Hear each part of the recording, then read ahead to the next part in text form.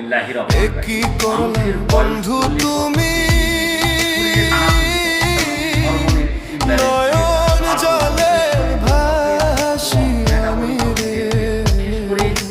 তোমার লাগি কান্তে কান্তে দুই চোখ নদী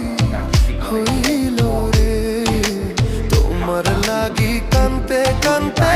দুই চোখ নদী হইল রে ভিটামিন এর অভাব থাকে আমাদের চাপ টানার অভাব বা চোখের দৃষ্টিশক্তি কমে যায় ইহা আছে ডিমের কোষ মেঘা